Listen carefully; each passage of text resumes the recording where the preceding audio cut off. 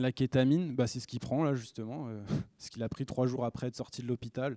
C'est un anesthésiant pour cheval à la base, que les vétérinaires ils utilisent, mais les mecs ils le sniffent et en fait ça leur fait des hallucinations.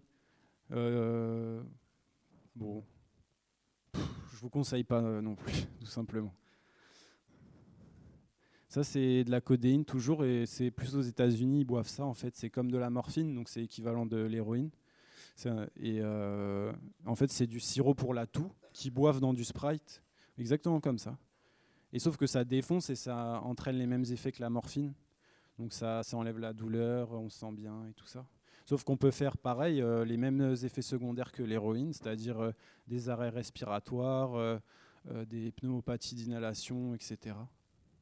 Donc respectez bien la prescription du médecin. Ça, le LSD, donc je vous en ai parlé tout à l'heure. Pareil, c'est des petits cartons avec des dessins, donc c'est joli et tout ça. Et ça provoque des hallucinations, mais pendant 4 heures.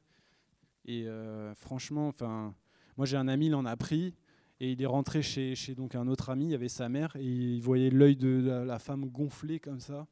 Enfin, il était complètement perché. Ça, franchement, c'est le lendemain, quand vous prenez ça, vous n'êtes pas bien. Enfin, moi, j'ai un ami qui en prenait toutes les semaines. Aujourd'hui, il fait de la peine, quoi. Il tremble de partout. Ça se voit qu'il est complètement déglingué. Et ça, en plus, on peut rester perché. Donc, on peut rester euh, dans l'état dans lequel ça met. Et si vous restez comme ça, vous ne pouvez plus rien faire de votre vie. En gros, vous êtes bon pour l'asile psychiatrique, quoi. Il n'y a pas d'autre solution. La MDMA, c'est pareil que l'ecstasy que je vous ai montré tout à l'heure, les petits bonbons. C'est la même chose, mais sous une autre forme. Mais ça fait les mêmes effets. Et c'est la drogue on dit que c'est la drogue de l'amour, parce qu'en fait, quand on en prend, on dit je t'aime à tout le monde. On veut toucher tous les gens et tout ça. On trouve tout magnifique, tout super beau. Sauf que ça le fait la première, la deuxième, la troisième fois. Et puis après, ça fait plus rien. Et je le sais parce que j'en ai pris plein de fois. Et c'est hyper dangereux en fait. J'aurais pu faire un arrêt cardiaque à n'importe quel moment.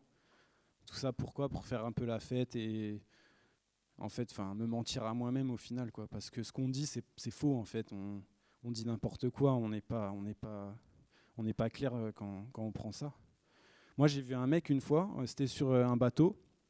Il en avait pris et il avait les yeux grands ouverts.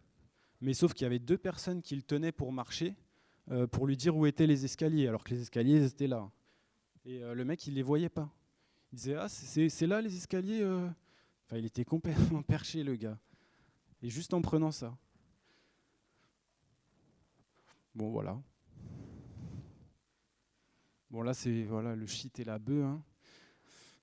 Bon bah ça c'est ce que j'ai fumé pendant très longtemps et c'est avec ça que mes notes elles ont dégringolé, que je suis rentré dans le trafic. En fait ça provoque un syndrome amotivationnel.